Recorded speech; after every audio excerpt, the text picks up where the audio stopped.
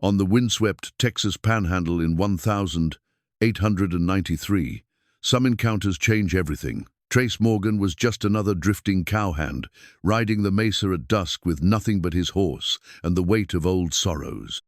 He'd sworn off settling down after losing the only woman he'd ever loved.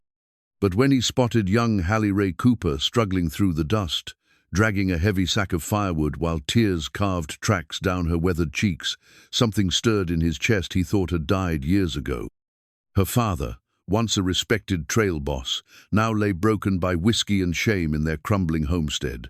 The winter was coming hard, and they had nothing left but each other and a dying hope. What Trace did next would test everything he believed about second chances and the courage it takes to love again.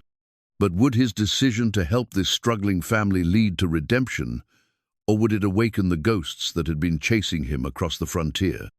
Before we jump back in, tell us where you're tuning in from, and if this story touches you, make sure you're subscribed, because tomorrow I've saved something extra special for you. The silver compass in Trace Morgan's vest pocket had belonged to his father, a man who'd never lost his way until the day he died. Now, as Trace guided his sorrel gelding down the rocky slope toward the struggling figure below, he wondered if the compass had finally found its true north after all these wandering years. The girl, for she couldn't be more than 22 or 23, had stopped dragging the burlap sack and was wiping her face with the back of her sleeve. Even from a distance, Trace could see the proud set of her shoulders fighting against the weight of whatever burden had brought her to tears. Her auburn hair had escaped its braid and caught the dying light like spun copper, and her worn leather chaps spoke of someone who knew honest work. "Easy, Buck," Trace murmured to his horse, though the animal had already sensed his rider's intention to stop. Buck had been with him for 6 years now, through 3 states and more lonesome nights than either of them cared to count. The horse understood that sometimes a man had to pause his journey, even when every instinct told him to keep riding. Hallie Rae Cooper looked up at the approaching rider with eyes the color of sage after rain-weary, but not afraid. She'd been raised on this harsh land, where strangers could mean trouble or salvation, and she'd learned early to read the signs. This cowboy sat his horse with the easy grace of a man who'd spent his life in the saddle, but there was something in his posture that spoke of gentleness held in reserve. "Evening, miss," Trace said, touching the brim of his hat. "Looks like you could use a hand with that load." She studied his face in the gathering dusk, weathered but kind, with lines around his eyes that came from squinting into too many sunsets. A thin scar ran from his left temple to his jaw, and his hands, resting easy on the saddle horn, bore the calluses of honest work. Most telling of all, he made no move to dismount without permission, respecting the invisible boundary that surrounded a woman alone on the prairie. "I can manage," she said, her voice carrying the slight rasp of someone who'd been crying. "But I thank you for the offer." Trace nodded, understanding pride even when it wore the face of desperation. He'd worn that same expression himself, back when Sarah had been dying, and he'd refused help from neighbors who'd only wanted to ease his burden. "I'm sure you can, but sometimes managing alone and managing well are 2 different things." The words were spoken without judgment, and something in his tone made Hallie's shoulders ease just a fraction. She glanced toward the distant shack, where lamplight flickered weakly in one window, then back at the stranger, who'd appeared like an answer to a prayer she'd been too proud to speak aloud. "My father," she said, and then stopped, as if the words were too heavy to lift. "He's not well." Trace dismounted then, moving slowly and keeping his hands visible. He'd learned long ago that trust was something to be earned, not taken. "I'm Trace Morgan, been riding for the Double J outfit, but they're laying off hands for winter." Hallie Rae Cooper, she gestured toward the collection of weathered buildings that had once been a proud homestead. "That's our place. Was my grandfather's before my father took it over." The past tense hung between them, heavy with meaning. The Cooper Ranch spread across a natural valley where a creek had carved green life from the red earth. Even in the fading light, Trace could see it had been built with care and knowledge, the barn positioned to catch the morning sun, the house set back from the creek, but close enough for easy water access. The corrals were solid, built to last, though several rails had broken and hadn't been mended. A windmill stood sentinel over it all, its blades turning lazily in the evening breeze. But it was the small details that told the real story. Shingles missing from the roof, a broken window covered with oiled paper, a gate hanging crooked on its hinges. This was a ranch dying by degrees, and Trace recognized the signs from his own past. "Your father ranched this place long?" he asked, bending to take one end of the sack without waiting for permission. 23 years, Hallie said, accepting his help with a grateful nod. "Since he married my mother. She passed when I was 15. The sack was heavier than it looked, filled with split mesquite that would burn hot and slow. Pa was different then. He was." She stopped, choosing her words carefully. "He was a good man. Still is, I suppose. Just lost his way some." They walked together toward the house, the sack between them, making conversation easier somehow. Trace had learned that people often talked more freely when their hands were busy, as if the work gave their words permission to flow. "He was a trail boss," Hallie continued, her voice growing stronger with each step. "One of the best in Texas, before the railroad came through. Could move 1,000 head of cattle from here to Kansas and not lose a single calf. Cowboys would ride 100 miles just to sign on with Samuel Cooper." Trace heard the pride in her voice, and something else, daughter's desperate love for the man her father used to be. "What happened?" "Winter of '89, she said simply. "Lost a whole herd in a blizzard north of the Red River. 1,200 head and 3 good men besides. Pa never got over it. Started drinking to forget, but all it did was make him remember harder." The story was familiar in its bones, though the details were different. Trace had known other men who'd been broken by the weight of responsibility, who'd tried to drown their failures in whiskey and found only deeper water. His own father had walked a similar path, though it had been a war that had changed him, not a blizzard. The house was smaller than it had looked from a distance, built of good timber but showing the wear of neglect. The porch sagged slightly, and the steps groaned under their weight. Through the window, Trace could see a figure slumped at a rough wooden table, a bottle catching the lamplight beside him. "He's not always like this," Hallie said quickly, following his gaze. "Sometimes he has good days. He'll work on the fence or tend the horses, and for a while it's like having the old pa back. But then something will remind him a storm cloud, or the sound of cattle lowing gand. He'll disappear into that bottle again." Trace set down his end of the sack and straightened, his back protesting the long day in the saddle. "How long since you've had help around here?" "Near on 2 years now. Had to let the hands go when the money ran out." She looked around the yard, seeing it through his eyes, the accumulation of small failures that added up to a larger defeat. "I do what I can, but it's a big place for one person." "And winter's coming," Trace observed. "Winter's coming," she agreed. "Pa says we should sell, move into town, but this place is all we've got left of what we were. If we lose it—" She didn't finish the sentence, but Trace understood. Some things, once lost, could never be found again. The wind picked up then, carrying the scent of coming snow and the sound of cattle moving restlessly in the distance. Trace looked at the broken fence, the sagging porch, the girl who was trying to hold it all together with nothing but determination and love. He thought of his own wandering, the towns he'd passed through without leaving a trace, the people he'd met and forgotten. For 6 years he'd been running from the memory of Sarah's death, telling himself that attachment only led to pain. But standing here in the gathering darkness, watching Hallie Rae Cooper fight to save something precious, he felt a stirring in his chest that had nothing to do with the cold wind. It was the feeling of being needed, of having a purpose beyond the next town and the next job. It was the compass needle swinging towards something that might be home. "I could stay the night," he said carefully, "help you get that wood split and maybe take a look at your roof. Storm's coming in, and you'll want to be ready for it." Hallie looked at him for a long moment, weighing the offer against a lifetime of hard-learned caution. "I don't have money to pay you," she said finally. "Wasn't asking for money," Trace replied. just offering a neighbor's help. The word neighbor hung between them, full of possibility and promise. On the frontier, neighbors were the difference between survival and surrender, between community and isolation. It was a sacred trust, not offered lightly or accepted carelessly. "There's a bed in the barn," Hallie said at last. "It's not much, but it's clean and dry." "That'll do fine," Trace said, though he found himself thinking that anywhere near this brave young woman would feel like luxury after 6 years of hotel rooms and bunkhouses.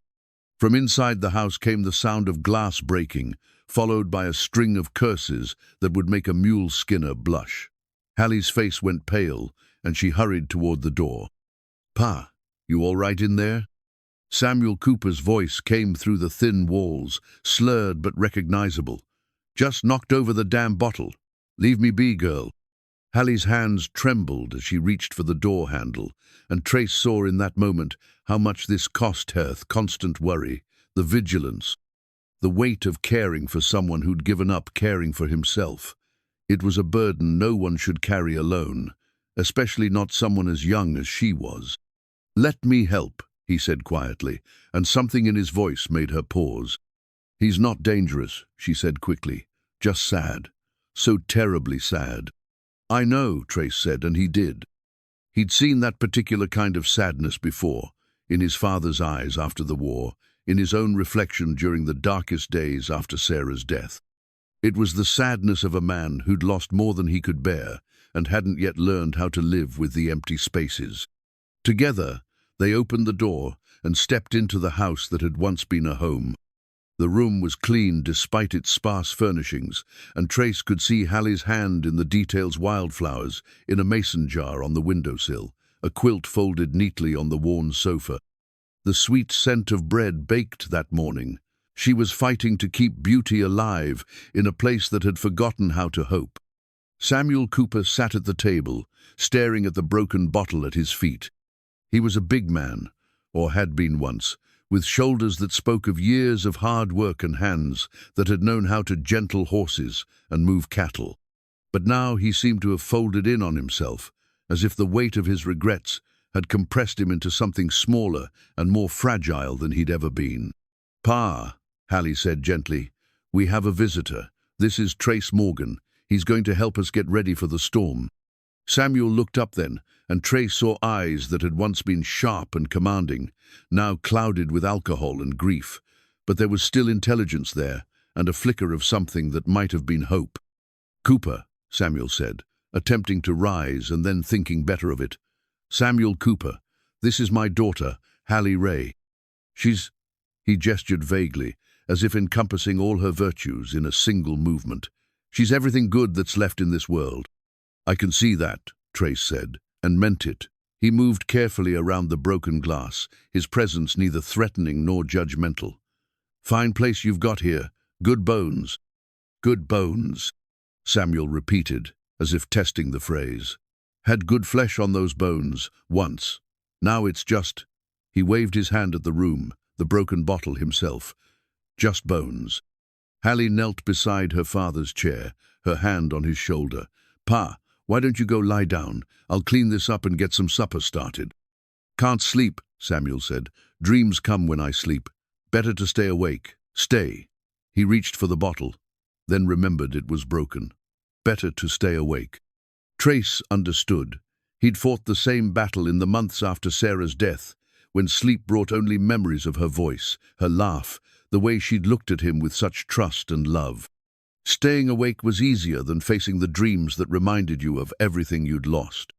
"I'll help with the glass," Trace said to Hallie, and she gave him a grateful look. As they worked together, sweeping up the shards and wiping the spilled whiskey from the floor, Trace found himself studying the room more carefully.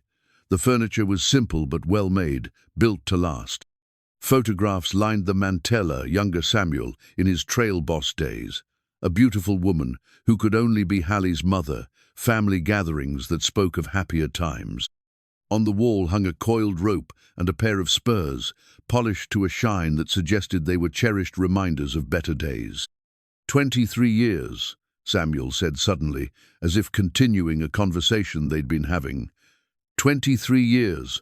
I ran cattle through here. Never lost a man, never lost a herd. Not until—" he stopped, his hands clenching into fists. "Not until I did." "Pa," Hallie said gently, but he wasn't listening. "3 good men," Samuel continued, his voice growing stronger with pain. "Tom Bradley, just 19, had a girl waiting for him in San Antonio. And old Pete Garrison, been riding with me for 15 years. And Charlie," his voice broke. "Charlie was just a boy, 16 years old, and his mother trusted me to bring him home." The room fell silent except for the wind outside and the soft tick of a clock on the mantel. Trace had heard similar stories before: the weight of command, the burden of responsibility, the way a single bad decision could haunt a man for the rest of his life. But hearing it from Samuel Cooper, seeing the way it had broken him, made it fresh and immediate. "Weather turned without warning," Samuel said, his eyes focused on something none of them could see. "Blue norther came down like the wrath of God. Cattle started to drift, and I had to choose: let them go, or risk the men trying to hold them. I chose the cattle."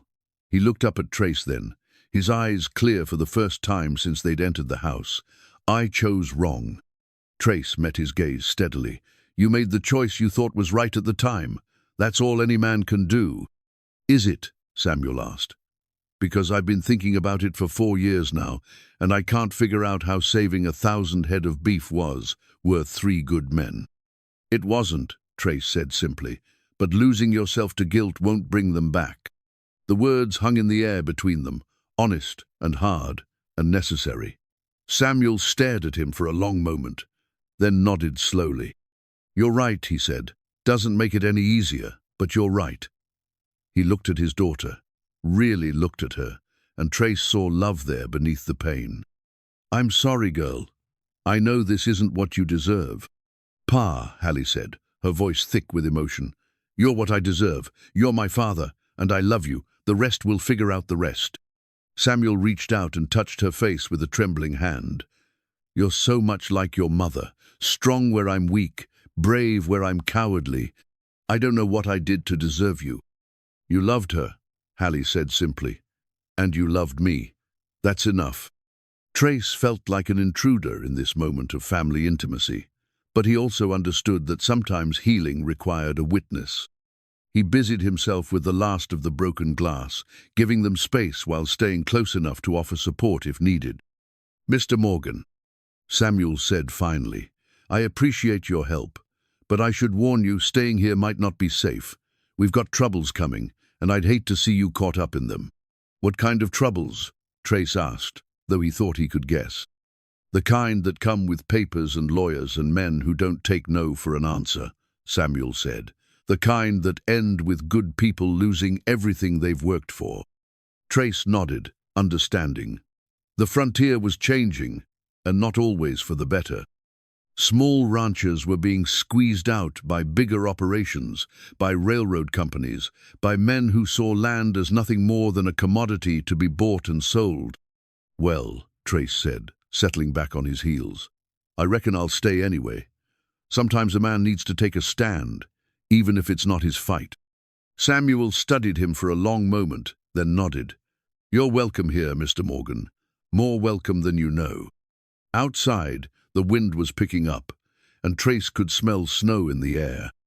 The storm was coming, just as he'd predicted, but inside this small house, something else was stirring, the first faint warmth of hope, fragile as a candle flame but burning steady. As Hallie moved around the kitchen, preparing a simple supper of beans and cornbread, Trace found himself watching her with growing admiration. She moved with quiet efficiency, her hands skilled at the domestic tasks that kept a household running. But there was more to her than that, a strength that came from the bone, a determination that spoke of someone who'd learned early that the world wouldn't give you anything you weren't willing to fight for. She caught him looking and smiled, a small expression that transformed her face from merely pretty to something approaching beautiful. "Supper won't be much," she said, "but you're welcome to what we have." "I'm grateful," Trace said, and meant it. He'd eaten in fancy restaurants and hotel dining rooms, but there was something about sharing a simple meal with people who'd opened their home to a stranger that felt like luxury. As they sat around the table, the lamp casting a warm circle of light in the growing darkness, Trace felt the compass in his pocket settle into stillness. For the first time in 6 years, he wasn't thinking about the next town or the next job. He was thinking about tomorrow and the work that needed to be done, and the woman across from him who'd somehow made a broken-down ranch feel like the place he'd been looking for all his life. The storm was coming, but inside this house, around this table, there was warmth and purpose and the beginning of something that might be called family. And for a man who'd been running from attachment for 6 long years, that was both the most frightening and the most hopeful thing he could imagine. The morning came grey and cold, with the promise of snow heavy in the air. Trace had spent the night in the barn, listening to the wind test the loose boards, and thinking about the woman in the house who was trying to hold together something that seemed determined to fall apart. He'd slept better than he had in months, maybe because for the first time in years he'd fallen asleep with a purpose for the next day. He was splitting wood behind the house when he heard the horses coming. 3 riders, moving at a deliberate pace that spoke of business rather than pleasure. Trace set down the axe and moved to where he could see the front of the house, his hand instinctively checking the position of his colt. The lead rider was a tall, thin man in a black coat that had seen better days. His face was sharp and angular, with eyes that missed nothing and revealed less. The 2 men flanking him were clearly hired muscle, the kind of men who asked no questions and forgot whatever they were told to forget. Hallie emerged from the house, wiping her hands on her apron. Even from a distance, Trace could see the tension in her shoulders, the way she held herself ready for trouble. She'd been expecting this visit, he realized. The question was how long she'd been dreading it. "Miss Cooper," the man in black called out, touching his hat with mock courtesy. "Beautiful morning, isn't it? Though I do believe we're in for some weather." "Mr. Blackwood," Hallie replied, her voice steady despite the circumstances. "What brings you out here so early?" Ezra Blackwood dismounted with the careful movements of a man who spent more time behind a desk than in the saddle. He reached into his coat and withdrew a folded document, the paper crackling in the cold air. "I'm afraid I bring unpleasant news, Miss Cooper. This notice of foreclosure has been filed with the county clerk. Your father's debts have reached a point where action must be taken." Samuel Cooper appeared in the doorway then, swaying slightly but apparently sober. His face was pale, but his eyes were clearer than they'd been the night before. "How much?" he asked quietly. $500, Blackwood said, his voice carrying the satisfaction of a man delivering a death blow. "Plus, interest and fees, of course. Call it 600 total." The sum hung in the air like a curse. Trace had worked cattle drives that paid a man $30 a month, and that was good money. $600 might as well have been 6,000 for a family barely scraping by. "When?" Samuel asked. 30 days, Blackwood replied, consulting the document with theatrical precision. "After that, the property will be sold at auction to satisfy the debt." Hallie's face had gone white, but her voice remained steady. "What if we can raise part of it? Would you consider a payment plan?" Blackwood's smile was as cold as the wind. "I'm afraid the creditors aren't interested in partial payments, Miss Cooper. They want full satisfaction, and they want it promptly." "And if we can't pay?" Samuel asked, though he already knew the answer. "Then you'll need to find somewhere else to live," Blackwood said with false sympathy, "though I understand there are rooms available in town. Nothing fancy, of course, but suitable for people in your circumstances." Trace had heard enough. He stepped around the corner of the house, his movement deliberate and unhurried. All 3 men turned to look at him, and he saw Blackwood's eyes narrow with calculation. "Gentlemen," Trace said, nodding politely, "fine morning for a ride." "And you are?" Blackwood asked, his tone suggesting that Trace's presence was an unwelcome complication. "Trace Morgan. I'm helping the Coopers with some repairs." He moved to stand beside Hallie, close enough to offer support, but not so close as to suggest anything improper. One of Blackwood's men, a thick-set brute with scarred knuckles, looked Trace up and down with professional interest. Just passing through, or planning to stay? There was a challenge in the question, and Trace met it with calm directness. "Depends on how much work there is to be done." Blackwood stepped forward, his smile widening. "I wouldn't get too attached to the place, Mr. Morgan. As I was just explaining to Miss Cooper, the property will be changing hands very soon." 30 days, Trace said, not making it a question. 30 days, Blackwood confirmed. "Unless, of course, the debt is satisfied. But between you and me," he leaned closer, his voice dropping to a confidential whisper, "I don't see how that's possible." Samuel's hands clenched into fists, and for a moment, Trace saw a flash of the man he used to beat trail boss, who'd commanded respect from hardened cowboys. "This ranch has been in my family for 23 years, he said, his voice carrying an edge of steel. "And it's a fine ranch," Blackwood agreed smoothly, "which is why it will sell quickly once it goes to auction. I'm sure the new owners will appreciate its potential." The emphasis on new owners was deliberate, and Trace caught the implication. Blackwood wasn't just collecting a debts, was orchestrating the ranch's sale, probably to buyers he'd already lined up. "Might I ask who holds the note?" Trace inquired politely. Blackwood's smile faltered slightly. "That's a matter of public record, Mr. Morgan, available at the courthouse for anyone interested enough to make the trip." "I might just do that," Trace said, and something in his tone made Blackwood's eyes sharpen. "You do that," Blackwood replied, "though I should mention that the road to town can be dangerous this time of year. Storms come up suddenly, and a man can find himself in all sorts of trouble if he's not careful." The threat was politely worded, but unmistakable. Trace smiled, an expression that didn't reach his eyes. "I appreciate the warning. Though I've been riding dangerous roads most of my life, they don't worry me much anymore." The two men stared at each other for a long moment, each taking the other's measure. Finally, Blackwood folded the foreclosure notice and handed it to Hallie. 30 days, Miss Cooper.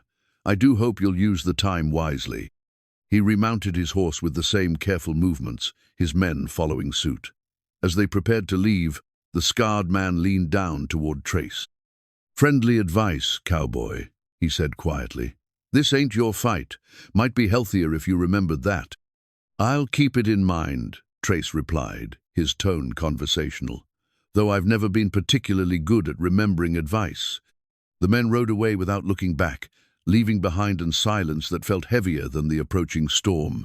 Hallie stood frozen, the foreclosure notice crumpled in her hands, while Samuel slumped against the doorframe, as if the brief show of strength had exhausted him. $600, Hallie whispered, staring at the paper as if she could make the numbers change by force of will. "We don't have $600, Samuel said flatly. "We don't have $60. Trace studied the retreating riders, noting the way they moved with the confidence of men who believed they held all the cards. "Tell me about Blackwood," he said. "Land agent," Samuel replied bitterly. "Showed up about 2 years ago. Started buying up properties for development. Railroad's coming through, and he's been snapping up parcels along the proposed route." "For the railroad?" "Claims to be," Hallie said, her voice hollow.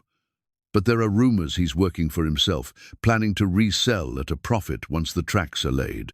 Trace nodded, pieces of a familiar pattern falling into place.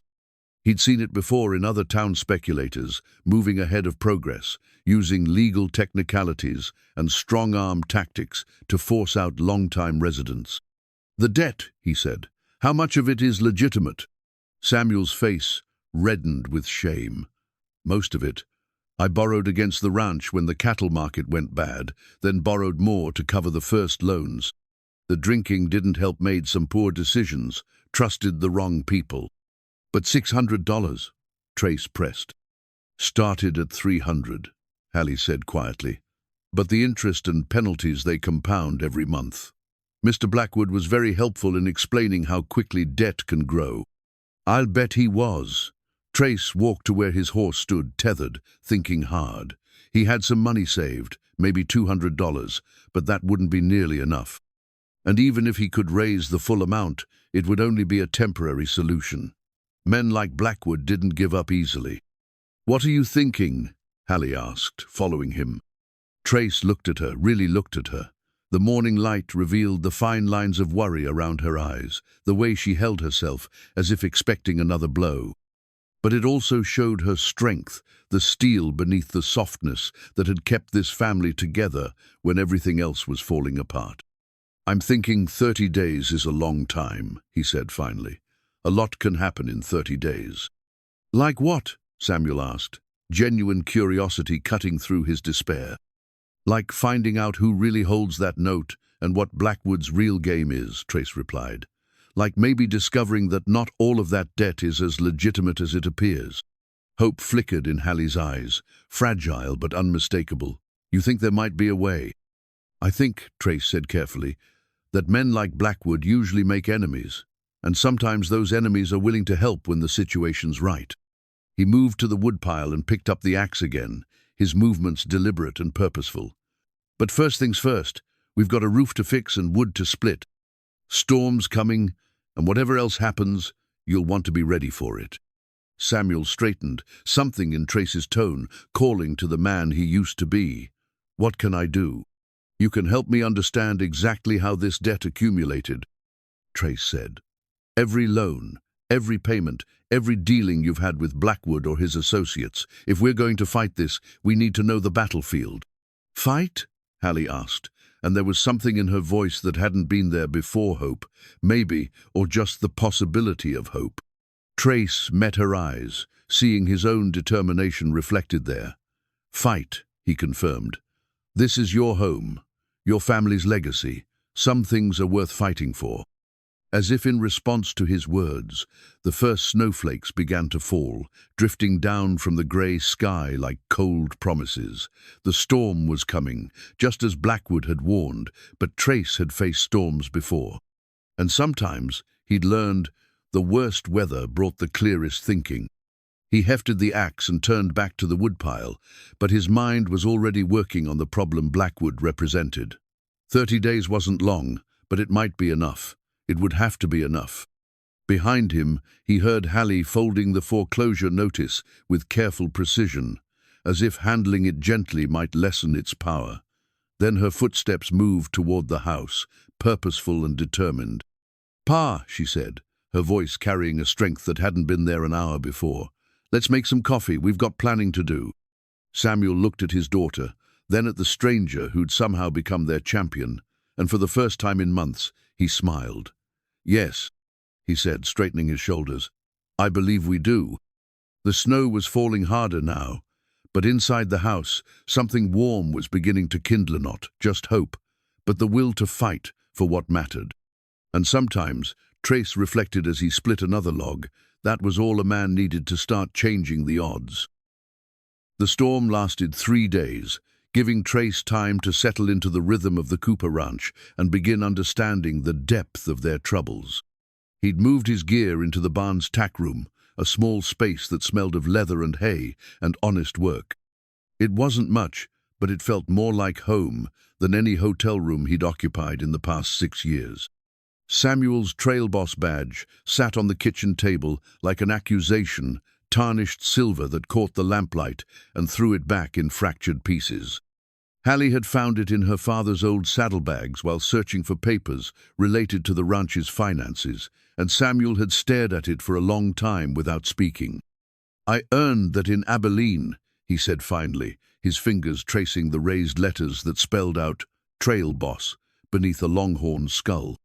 "Took a herd through that nobody else would touch half-wild Mexican cattle with horns like cavalry sabers. But we got them through, every last head." Trace examined the badge, noting the careful craftsmanship and the weight of real silver. "That's something to be proud of." "Was," Samuel corrected, "before I let pride and whiskey turn me into something else." They were sitting around the kitchen table, papers spread between them like pieces of a puzzle they were trying to solve. The documents told a story of gradual decline, missed payments, accumulated interest, desperate borrowing against future hopes. But there was something else, patterns that suggested more than simple misfortune. "This loan here," Trace said, pointing to a particular document. "When did you negotiate this one?" Samuel squinted at the paper, his hands trembling slightly. "Last spring, I think. After the hard winter killed off half the herd. Blackwood said it was just a bridge loan, something to carry us through until cattle prices improved."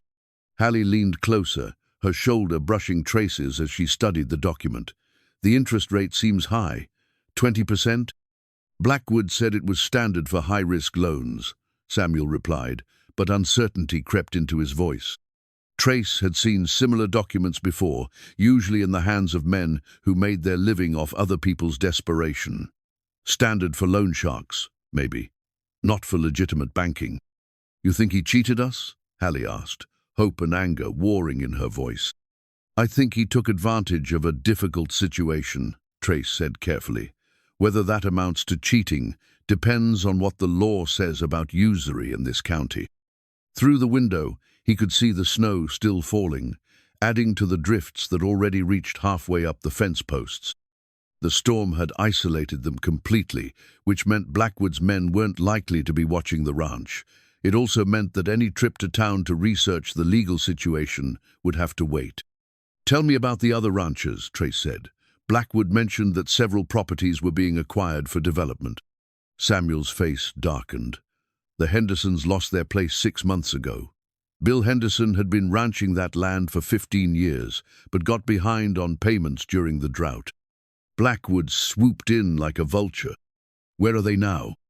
Bill works at the feed store in town. Sarah Henderson takes in washing. Their oldest boy joined the army rather than watch his family struggle. Samuel's voice carried the weight of a man who saw his own future in his neighbor's fate. Hallie stood and moved to the window, her breath fogging the glass as she stared out at the white landscape. The Morrison place went up for auction last month, and the Crawfords are talking about selling before they're forced out. How many families total? Trace asked. 7, maybe 8, depending on how you count the smaller spreads, Samuel replied. All good people, all facing the same squeeze. Trace leaned back in his chair, the wooden joints creaking under his weight.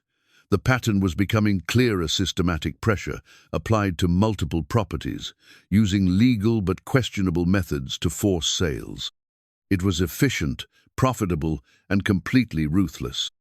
Has anyone tried organizing resistance, collective action? Samuel shook his head. Bill Henderson talked about it before he lost his place, but nobody had the money to fight. Lawyers cost more than most of us see in a year. Besides, Hallie added, still looking out at the storm, Blackwood has the law on his side. Sheriff Garrett won't act against him without clear evidence of wrongdoing. And Sheriff Garrett is? Honest enough, Samuel said, but careful about stepping on important toes. Blackwood's got connections in the county seat, maybe even the state capital. Trace stood and joined Hallie at the window. The landscape was beautiful in its harsh way, white and pure and seemingly endless. But beneath that beauty lay the hard reality of frontier life, the constant struggle against weather, economics, and men who saw opportunity in other people's misfortune. What about your neighbors? He asked. The ones still hanging on? The Mitchells have been good friends, Hallie said. Tom Mitchell was one of Pa's riders before he started his own spread, and the Carlsons would help if they could, but they're barely holding on themselves. Still, Trace mused, neighbors helping neighbors. That's how things get done out here. Samuel looked up from the papers, interest sparking in his tired eyes. What are you thinking? I'm thinking that Blackwood's been picking you off one at a time because that's the easiest way, Trace replied. But if the remaining ranchers stood together, presented a united front, we still wouldn't have the money to pay off all the debts, Hallie pointed out. No, Trace agreed, but we might have enough collective influence to demand an investigation into Blackwood's methods. And sometimes, when men like him know they're being watched, they make mistakes. The idea was taking shape in his mind, still rough but gaining substance.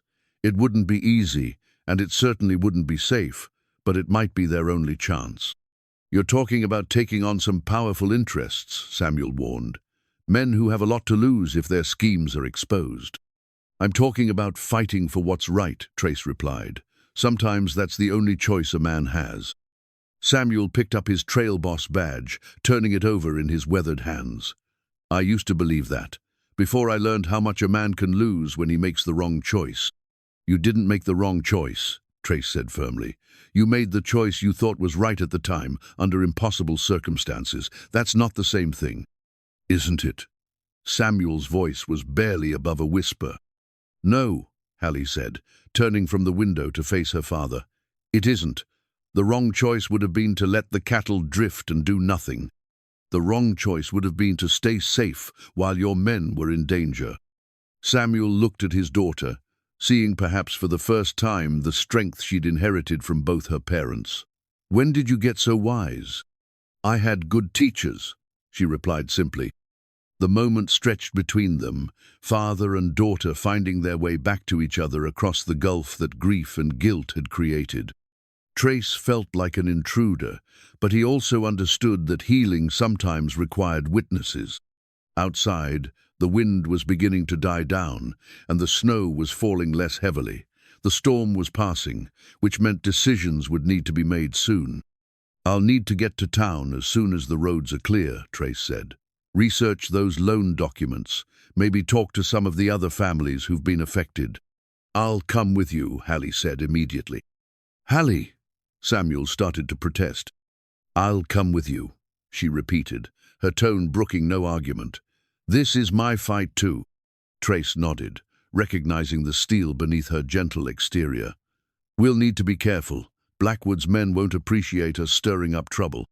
Let them try to stop us, Hallie said, and for a moment she sounded so much like her father in his prime that Samuel smiled despite everything. All right then, Samuel said, pinning the trail boss badge to his shirt with deliberate ceremony. If we're going to fight, we might as well do it right. Trace felt the compass in his vest pocket, its weight familiar and reassuring. The needle had been pointing steadily in the same direction for 3 days now, towards something that felt increasingly like purpose. 27 days left, and the real work was just beginning. The roads were still treacherous when Trace and Hallie set out for town, but the storm had passed, and the sun was making a valiant effort to break through the grey clouds. Trace had saddled Buck, while Hallie prepared her own mount, a sturdy mare named Rosie, who had the steady temperament of a horse that had learned to trust her rider completely. Before they left, Hallie had gone to her room and returned with something clutched in her hand. She didn't show it to Trace, but he caught the glint of gold when she tucked it into her coat pocket, something precious that she was willing to risk for the chance of saving their home. You don't have to come, Trace said as they guided their horses carefully down the icy slope leading away from the ranch. Yes, I do, Hallie replied, her voice steady despite the cold wind. This is my family's legacy we're fighting for. I won't hide behind someone else's courage. They rode in comfortable silence for a while, their horses picking their way carefully through the snow-covered landscape. The world seemed crystalline and pure, as if the storm had washed away all the complications and left only the essential beauty of the land itself. Tell me about the woman you lost, Hallie said suddenly, her words visible as puffs of vapor in the cold air. Trace was quiet for so long that she began to think he wouldn't answer. When he finally spoke, his voice carried the weight of carefully preserved pain. Her name was Sarah Elizabeth Whitmore. We were engaged to be married. He paused, adjusting his grip on the reins. She got sick the winter before our wedding. Consumption. I stayed with her until the end, but there wasn't anything I could do except watch her fade away. I'm sorry, Hallie said simply. I blamed myself for a long time, Trace continued. Thought if I'd been a better man, worked harder, saved more money, maybe I could have taken her somewhere with better doctors. Maybe I could have saved her. But you couldn't have, Hallie said gently. No, Trace agreed. But it took me a long time to accept that. Too long, maybe. He looked at her then, his eyes serious. I've been running from attachment ever since, telling myself it was safer to be alone. And now I'm thinking that maybe the safest place isn't always the right place. They reached the main road, where other travelers had packed down the snow into a navigable path. The going was easier here, and they made better time toward town. What's in your pocket? Trace asked. Hallie's hand moved instinctively to the bulge in her coat. My mother's engagement ring. She left it to me when she died, said it was for when I found the right man. She looked straight ahead, not meeting his eyes. I thought maybe the jeweler might give us something for it. Hallie. I know it won't be enough, she said quickly, but every dollar helps, and it's just sitting in my jewelry box doing nothing. Trace pulled Buck to a stop, forcing Hallie to rein in beside him. "That ring is your inheritance. Your mother meant for you to wear it, not sell it." "My mother meant for me to be happy," Hallie replied. "And I can't be happy if I lose everything she and my father built together." The logic was unassailable, but it still felt wrong to Trace. He reached into his own pocket and pulled out a small velvet box, its edges worn smooth from years of handling. "This was Sarah's ring," he said, opening the box to reveal a simple gold band with a modest diamond. "I've been carrying it for 6 years, telling myself I was honoring her memory. But maybe I was just using it as an excuse to avoid living." Hallie stared at the ring, understanding the significance of what he was showing her. "Trace. The point is," he said, closing the box and returning it to his pocket, "some things are worth more than their cash value. Your mother's ring is part of your story, part of who you are. We'll find another way." They resumed riding, the town visible now as a collection of buildings clustered around the railroad tracks that were still under construction. Smoke rose from a dozen chimneys, and even from a distance they could see people moving about their daily business. "The bank first?" Hallie asked. "The courthouse," Trace replied. "I want to see those loan documents and find out exactly who holds the paper on your ranch." The courthouse was a substantial brick building that projected the authority of law and order. Inside, they found a clerk who was helpful enough once Trace explained they were researching property records for a potential purchase. The documents were more revealing than Trace had hoped. Samuel's original loans had been legitimate, taken out with the First Bank of Cedar Creek at reasonable interest rates. But those loans had been sold and resold, eventually ending up in the hands of a company called Panhandle Development Corporation.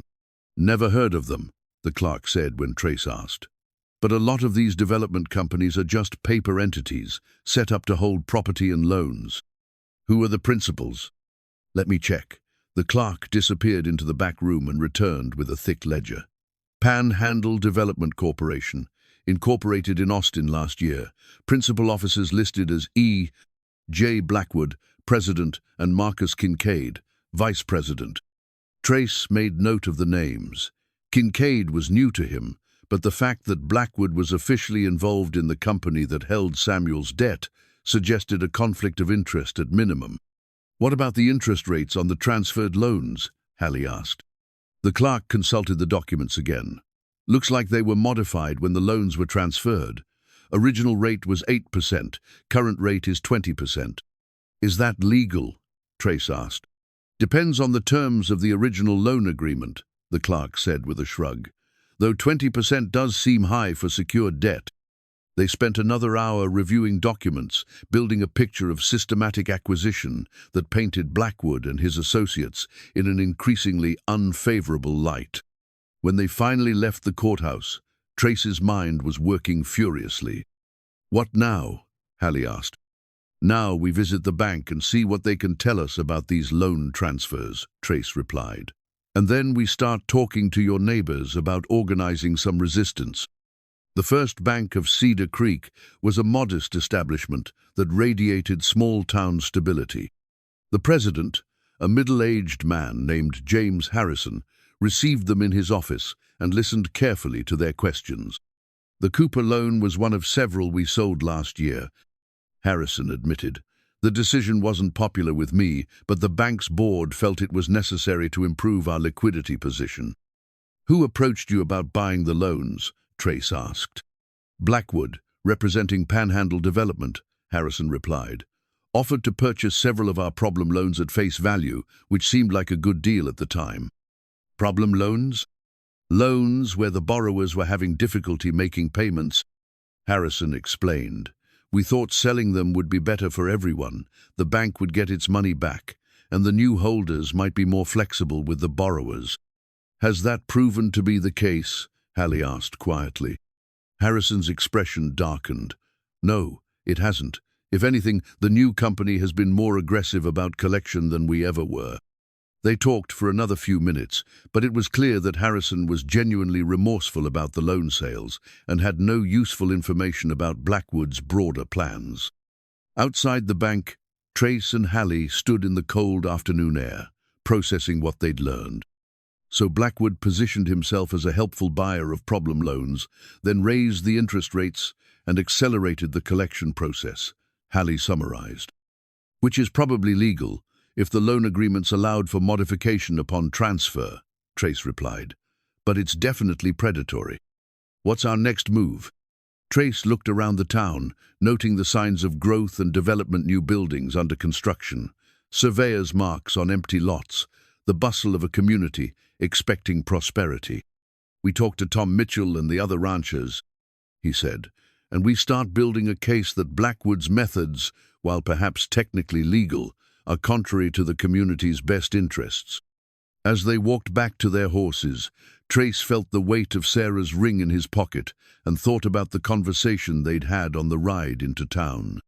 For 6 years he'd been carrying that ring like a talisman against future pain, but maybe it was time to let it serve a different purpose. Maybe it was time to stop running from the possibility of love and start running toward it instead. 25 days left, and the real fight was just beginning. The bottle sat on the kitchen table like a test of Samuel Cooper's resolve. It was the last bottle of whiskey in the house, discovered hidden behind preserving jars in the root cellar when Hallie was looking for pickled vegetables to serve with dinner. Samuel stared at it now, his hands trembling slightly, while Trace and Hallie pretended not to notice his internal struggle. Tom Mitchell will be here within the hour, Hallie said, checking the clock on the mantel, and the Carlsons said they'd try to make it if the roads aren't too bad. They were planning the first meeting of what Trace had started calling the Panhandle Ranchers Association, an unofficial organization designed to coordinate resistance to Blackwood's schemes. It wasn't much, but it was a start. Samuel reached for the bottle, then stopped, his hand hovering inches from the glass. "I used to be good at this," he said quietly. "Leading men, making plans, seeing a way through difficult situations." "You still are," Trace replied. "You just need to remember how." "Do I?" Samuel's voice carried years of self-doubt. "Because right now, I can't see any way through this that doesn't end with us losing everything." Trace moved to the window, watching for approaching riders. The afternoon was clear but cold, with the kind of brilliant winter sunlight that made the snow-covered landscape look like something from a Christmas card. But beneath the beauty lay the harsh reality of their situation. 15 days left to raise $600 or lose everything. "Maybe losing isn't the worst thing that could happen," Trace said thoughtfully. Both Coopers looked at him in surprise. "I don't mean giving up," he clarified quickly. "I mean accepting that even if we lose this particular battle, we don't have to lose the war." Samuel frowned. "I don't follow." "Blackwood's operation depends on secrecy and intimidation," Trace explained. "He picks off isolated targets, uses legal technicalities to force sales, then resells the properties at a profit. But what if his methods became public knowledge? What if potential buyers knew they were purchasing land taken from families through questionable means?" Hallie's eyes brightened with understanding. "You're talking about fighting back in the court of public opinion." "Among other things," Trace agreed. "Blackwood's power comes from operating in shadow. If we can drag his methods into the light, we might not save the ranch, but we could prevent him from doing this to other families." Samuel finished, and for the first time in days there was something like hope in his voice. The sound of hoofbeats interrupted their conversation. Through the window, Trace could see 2 riders approaching, a man and woman on sturdy ranch horses, moving with the easy confidence of people who belonged on horseback. "That'll be Tom and Mary Mitchell," Hallie said, moving toward the door. Tom Mitchell was a compact man, with graying hair and hands that spoke of a lifetime of hard work. His wife Mary was a small, determined woman with intelligent eyes and the kind of direct manner that came from years of frontier living. They'd ridden over from their ranch despite roads that were still treacherous in places. "Samuel," Tom said, gripping his old friend's hand. "Good to see you up and around." "Tom, Mary," Samuel replied, and Trace noted that he stood a little straighter, spoke a little clearer, in the presence of his neighbors. "I appreciate you coming." "Wouldn't miss it," Mary said firmly. "What Blackwood's doing to folks around here is criminal, even if the law says otherwise." They gathered around the kitchen table. The whiskey bottle moved to a side counter where it couldn't dominate the conversation. Trace outlined what they'd learned about Blackwood's methods, while Hallie served coffee and the kind of simple food that somehow tasted better when shared among friends. "So he's been systematically targeting ranchers who are struggling," Tom said, his jaw tightening, "buying up their debts and then squeezing them until they're forced to sell." "That's about the size of it," Trace confirmed. "And from what we could determine, he's got buyers lined up, probably railroad interests, looking to acquire land along the proposed route." Mary Mitchell leaned forward, her eyes sharp with interest. "The Henderson place sold for how much?" "Auction brought $300, Samuel replied, "for land that should have been worth at least $1,000. And I'll bet Blackwood had a buyer ready to purchase it from the auction winner for considerably more," Trace added. "So what do we do about it?" Tom asked. "None of us have the money to outbid him at auction, and hiring lawyers is beyond our means. We start by documenting everything," Trace said. "Every family he's targeted, every questionable loan modification, every below-market sale. We build a case that shows a pattern of predatory behavior." "And then what?" Mary asked. "Who's going to listen to a bunch of struggling ranchers?" "The territorial governor, for one," Trace replied, "and the railroad commission. If Blackwood is manipulating land sales along the proposed rail route, that's something they'll want to know about." Samuel had been quiet during this exchange, but now he spoke up. "There's something else. Something I haven't told anyone." He looked around the table, meeting each person's eyes in turn. "The cattle drive where I lost those men, it wasn't just bad weather that killed them." The room fell silent. Hallie reached out and touched her father's hand, offering silent support. "There was another man with us," Samuel continued, his voice growing stronger as he spoke. "A buyer's agent named Kincaid, Marcus Kincaid. He was supposed to take delivery of the herd in Kansas, but when the storm hit, he insisted we keep moving rather than seek shelter." Trace felt a chill that had nothing to do with the weather. "Kincaid? Marcus Kincaid? You know the name?" "He's listed as Vice President of Panhandle Development Corporation," Trace said grimly. "Blackwood's partner." Samuel's face went pale. "That can't be a coincidence." "No," Trace agreed, "it can't. Tell me more about what happened on that drive." Samuel took a deep breath, clearly gathering himself for a painful recounting. "The storm came down fast, like they do on the plains. I wanted to find shelter, let it blow over. But Kincaid said the buyers were waiting, that delays would cost money. He offered a bonus if we could get the herd through on schedule."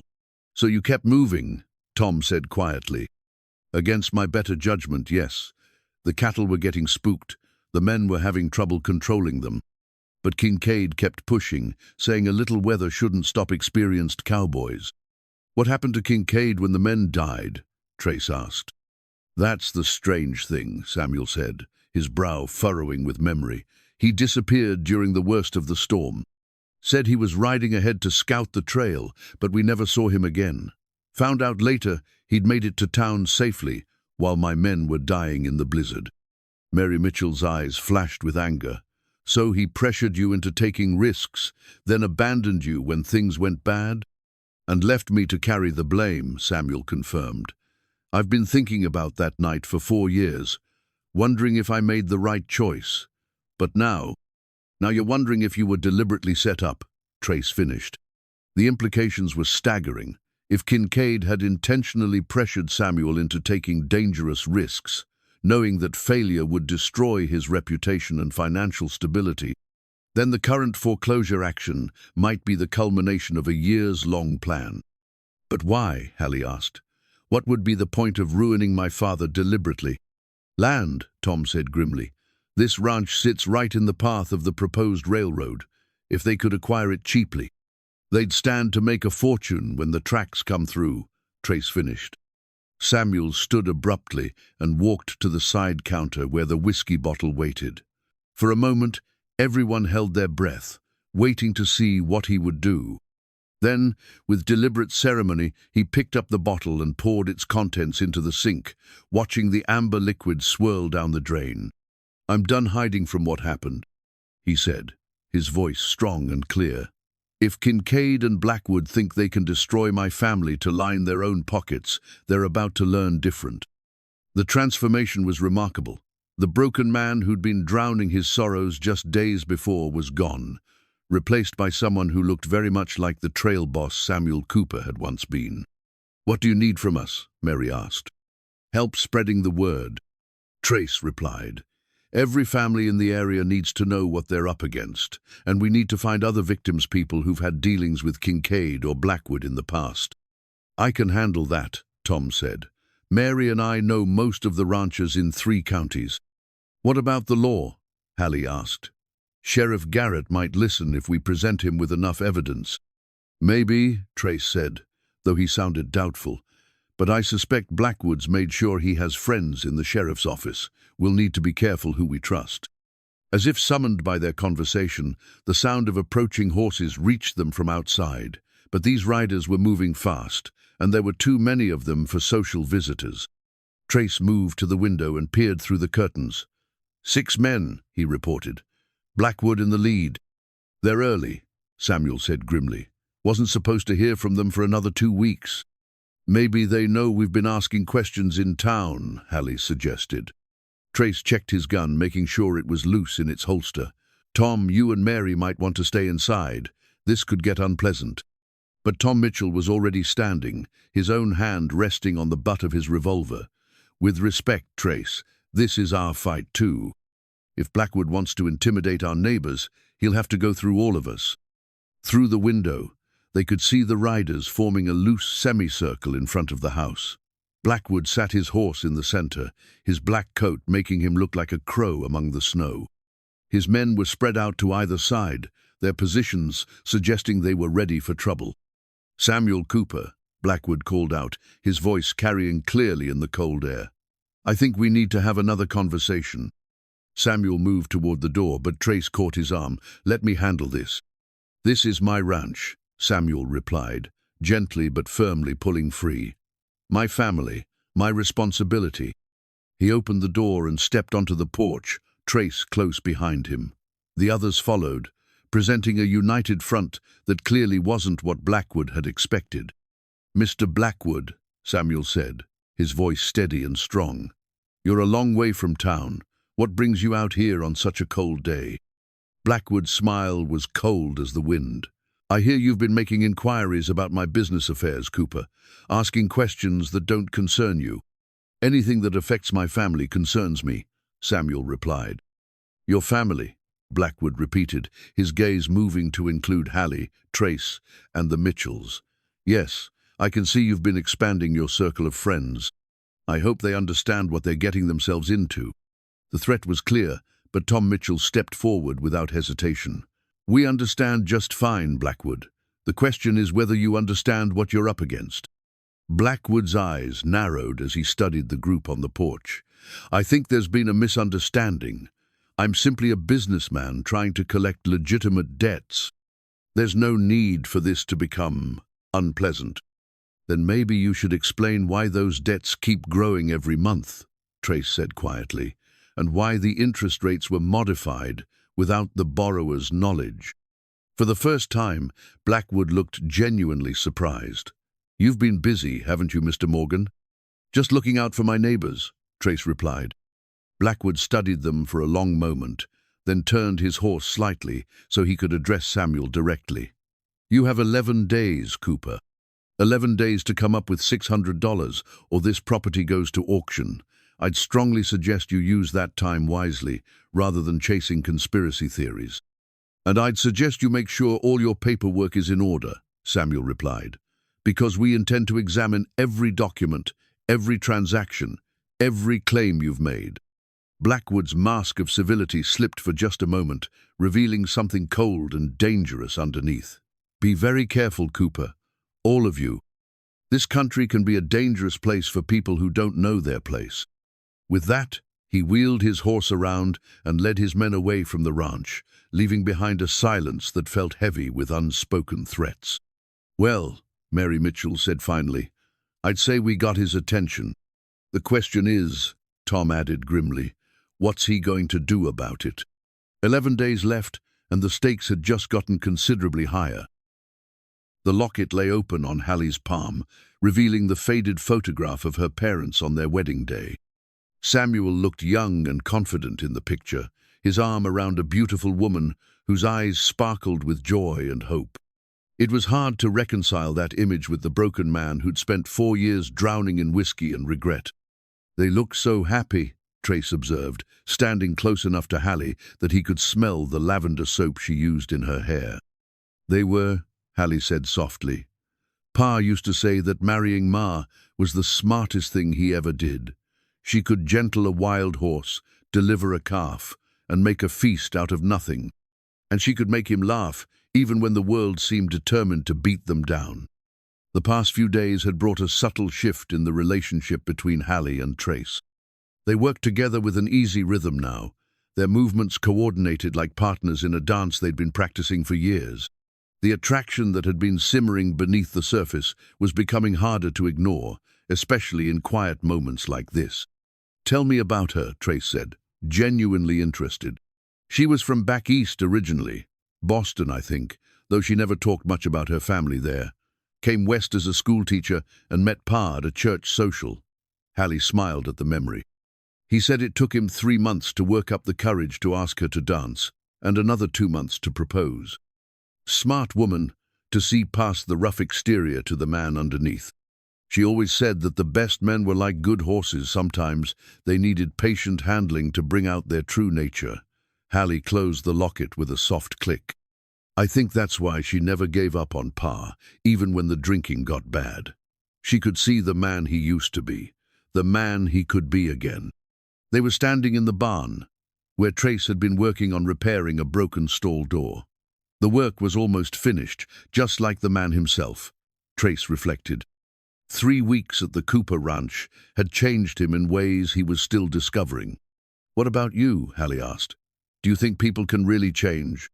Trace set down his hammer and considered the question. "I think people can choose to become who they're meant to be, instead of who their circumstances have made them, but it takes courage." "And the right motivation?" "That too." He looked at her directly, no longer trying to hide what was in his eyes. "Sometimes a man needs something worth fighting for."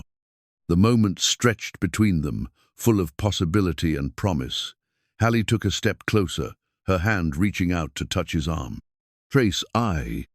The sound of approaching horses shattered the intimate moment. But these weren't the aggressive riders they'd encountered before. Tom Mitchell was returning, and he wasn't alone. 3 other men rode with him, their faces grim with purpose. "Trouble," Trace muttered, recognizing the look of men bringing bad news. They hurried outside to meet the riders. In addition to Tom, there was Bill Henderson Rancher, who'd already lost his property to Blackwood, and 2 other men Trace didn't recognize. "Samuel," Tom called out as the older man emerged from the house.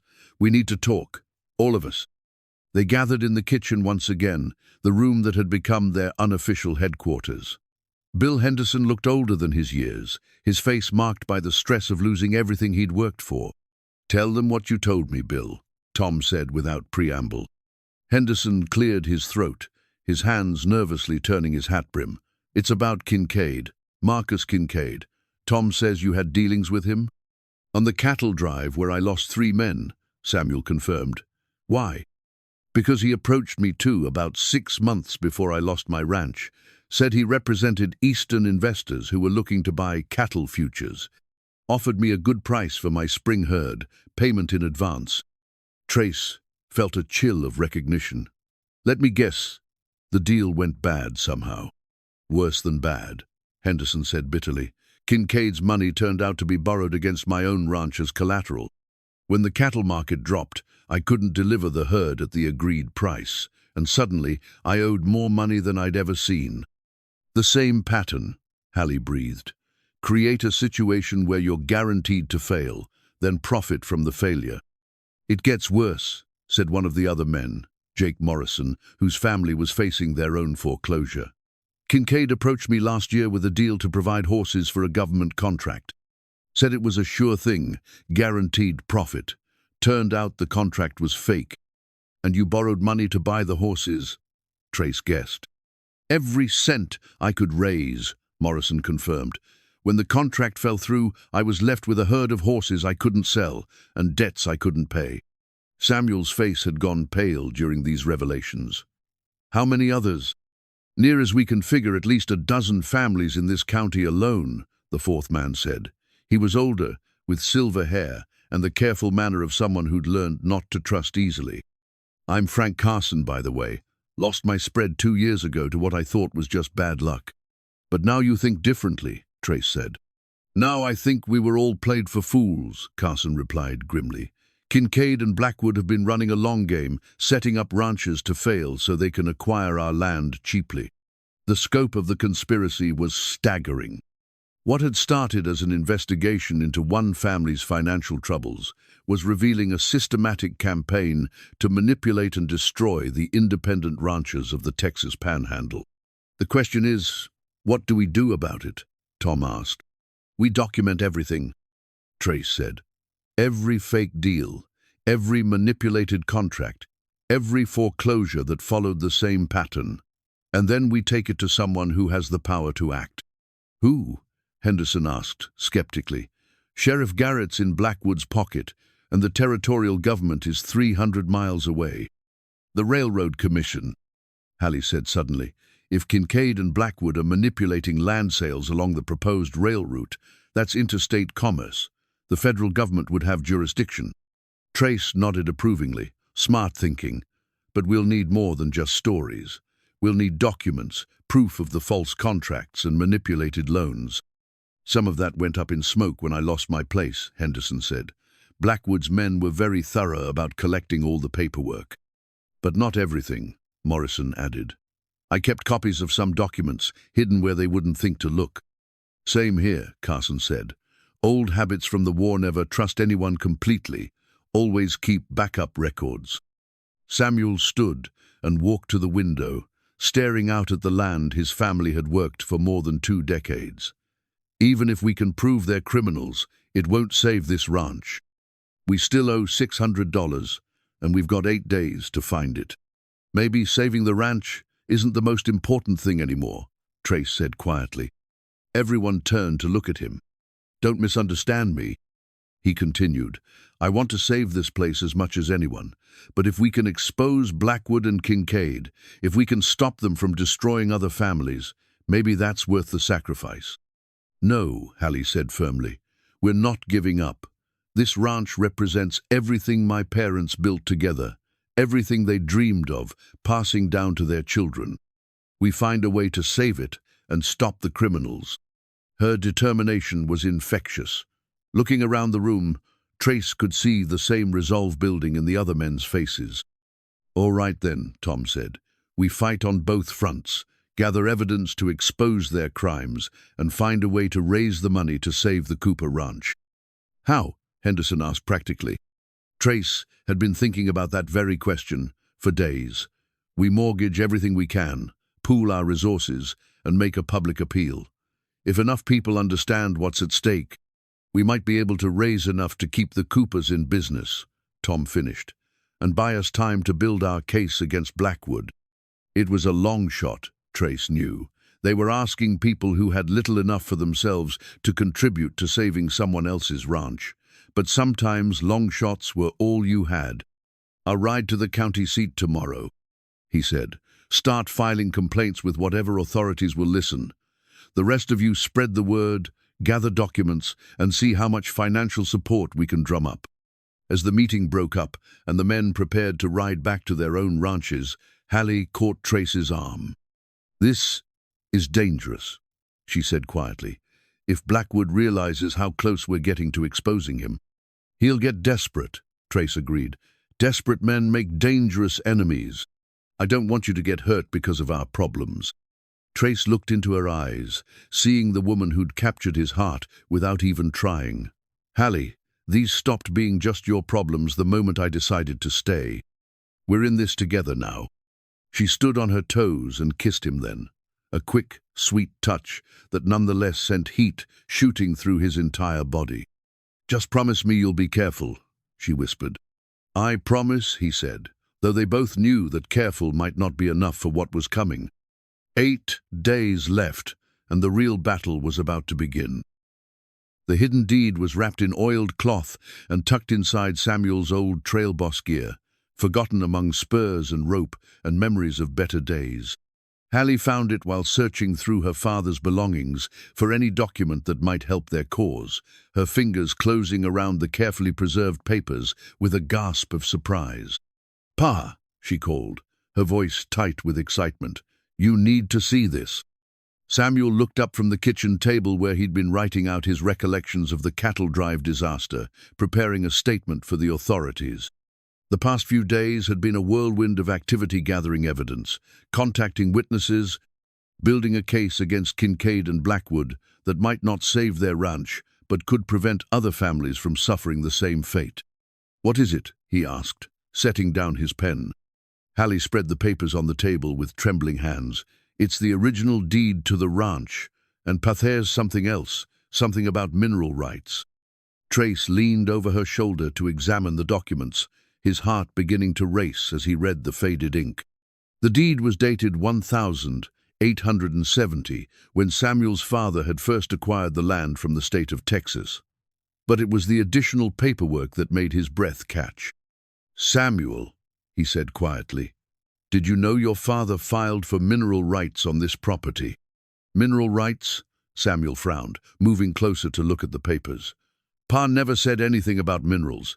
Just wanted good grazing land for cattle." "Look at this." Trace pointed to a section of the deed that had been executed separately from the main land purchase. "Your father filed a claim for all mineral rights beneath the surface of this property. Oil, coal, metals, everything." Hallie's eyes were wide with understanding. Which means you own whatever's under this land, separate from the surface rights," Trace finished. "And given what's been happening with mining claims in other parts of Texas." The sound of approaching horses interrupted their discovery, but this time it wasn't neighbors coming to help or enemies coming to threaten. It was Sheriff Garrett, alone, riding hard across the snow-covered ground with the urgency of a man bringing important news. "Cooper," the sheriff called as he dismounted, "we need to talk, all of you." They met him on the porch, the hidden deed still clutched in Hallie's hands. Sheriff Garrett was a solid man in his 50s, with graying hair and the kind of weathered face that came from years of keeping the peace in frontier country. He'd always been fair in his dealings, if sometimes cautious about challenging powerful interests. "Sheriff," Samuel said, "what brings you out here?" Garrett's expression was grim. "Got word from the county seat this morning. There's been some developments in the investigation into Blackwood's business practices." "Investigation?" Trace asked. "Seems your complaints weren't the only ones," Garrett explained. "Federal marshals have been looking into reports of fraudulent land deals all along the proposed railroad route. Blackwood and Kincaid are wanted for questioning in connection with at least a dozen suspicious foreclosures." The news was better than they dared hope, but Garrett's expression suggested there was more to the story. "There's something else," the sheriff continued. "Something you need to know about your property specifically." He gestured toward the papers in Hallie's hands. "I see you found your father's original filing. Good thing, because you're going to need it." "Why?" Samuel asked. "Because 3 days ago, a mining company filed claims on this land, said the mineral rights had been abandoned and were available for new filing." Trace felt cold anger building in his chest. "Let me guess, the mining company is connected to Blackwood." "Panhandle Mining Corporation," Garrett confirmed. "Same principles as the development company that holds your loan. They've been systematically filing mineral claims on properties they're foreclosing on, claiming the original rights were forfeit due to non-payment of taxes." "But we've been paying taxes," Hallie protested. "Surface taxes, yes," Garrett said. "But apparently there are separate filings required for mineral rights, and most folks don't know about them. Blackwood's been using that loophole to acquire valuable mining claims for almost nothing." Samuel's face had gone white with understanding. The cattle drive, the pressure from Kincaid to keep moving despite the storm. He knew about the mineral rights even then. "Almost certainly," Garrett agreed. "The federal investigators think this whole scheme has been years in the making. Identify properties with valuable mineral potential, Arrange for the owners to fail financially, then acquire both the surface and mineral rights through foreclosure and legal technicalities. Trace studied the deed more carefully, noting the specific language that established the mineral rights claim. But if Samuel's father filed first, and we can prove continuous ownership, then the mineral rights belong to the Coopers, regardless of any subsequent claims. Garrett finished. The question is whether those rights are valuable enough to matter. The sheriff reached into his coat and withdrew a folded survey map. This might answer that question. It's a geological survey conducted last year by the railroad company, mapping potential resources along their proposed route. He spread the map on the porch railing, pointing to an area marked with symbols and notations. According to this survey, your property sits on top of what could be one of the richest copper deposits in Texas, possibly worth hundreds of thousands of dollars. The silence that followed this revelation was deafening.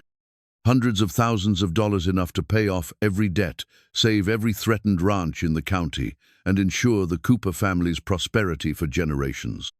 No wonder they wanted us gone, Hallie whispered. The question now, Garrett said, is what you want to do about it. The federal marshals are planning to move against Blackwood and Kincaid within the week, but they'll need your cooperation and testimony. Of course, Samuel said without hesitation, whatever it takes to stop them from hurting other families. Good, Garrett nodded. But I should warn you, Blackwood knows the investigation is closing in. He's getting desperate, and desperate men are dangerous. You'll need to be very careful until this is resolved. As if summoned by their conversation, the sound of multiple horses reached them from the direction of the main road. But this wasn't the measured approach of law enforcement or the casual pace of neighbors. This was the sound of men riding hard with hostile intent. Get inside, Trace ordered, his hand moving instinctively to his gun. All of you, but it was too late for concealment. Blackwood topped the rise with 8 men behind him, more than he'd ever brought before. They spread out as they approached the house, forming a loose circle that suggested they meant to control all approaches and escapes. Seems we have visitors, Garrett observed, his own hand resting on his weapon. Blackwood rode closer than he'd ever dared before, his black coat whipping in the wind, and his eyes holding the desperate gleam of a man whose carefully laid plans were crumbling around him. Sheriff Garrett, he called out with false cordiality. What brings the law out to this remote corner of the county? Official business, Garrett replied coolly. Same as brings you here, I imagine. Blackwood's gaze fixed on the papers spread across the porch railing, and his expression darkened. I see you've been digging through old documents, Cooper. I hope you haven't confused yourself with ancient history. Ancient history? Samuel stepped forward, the deed clutched in his hand. You mean like my father's legitimate claim to the mineral rights on this property?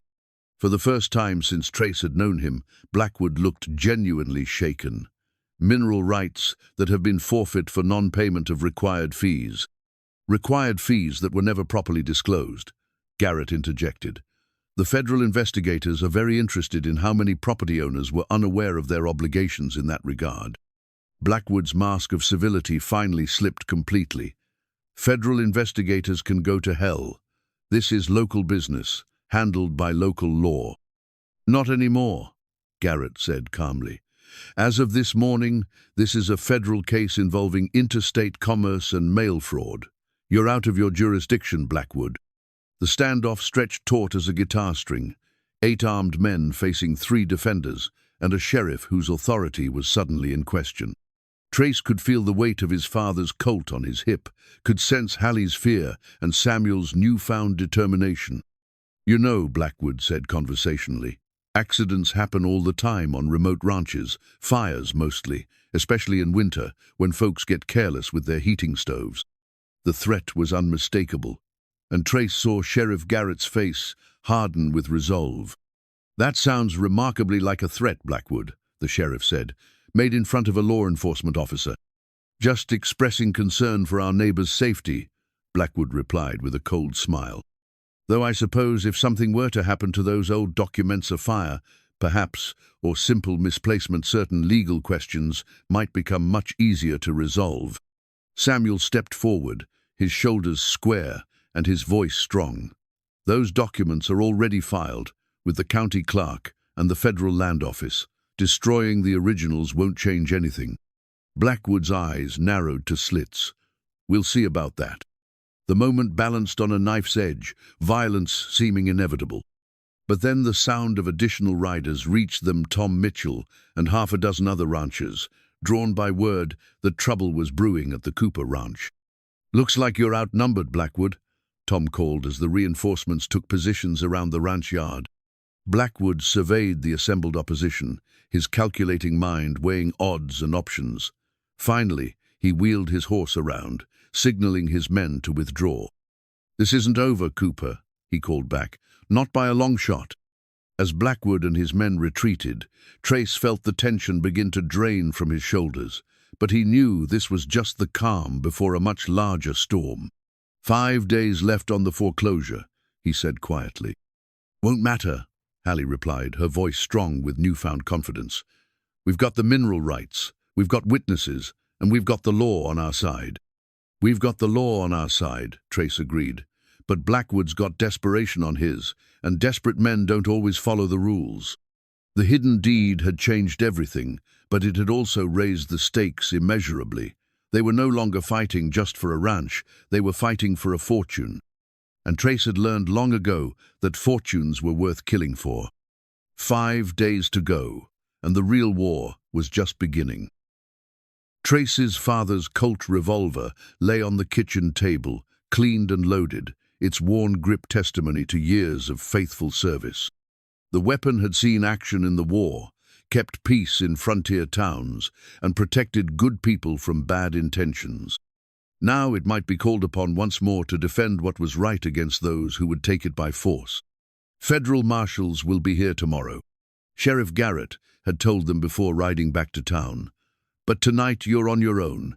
Blackwood knows his time is running out, and cornered animals are the most dangerous." The house felt different with armed men positioned around it. Tom Mitchell and his son were watching the north approach, while Frank Carson and Bill Henderson covered the south.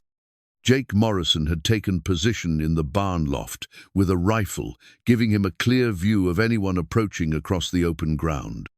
Inside, the Cooper family and their closest allies prepared for what might be their final stand. Samuel sat at the head of the table, looking more like his old self than he had in years. The trail boss badge gleamed on his chest, polished to a shine that reflected the lamplight. Beside him, Hallie moved with quiet efficiency, checking weapons and preparing supplies for a siege that might last until dawn. "Strange how things work out," Samuel mused, his fingers tracing the edge of the mineral rights deed. "All these years I thought I was a failure, that I'd lost everything that mattered. Turns out, my father left us the means to save ourselves if we're brave enough to claim it." "Your father was a wise man," Trace replied, checking the action on his Colt one final time.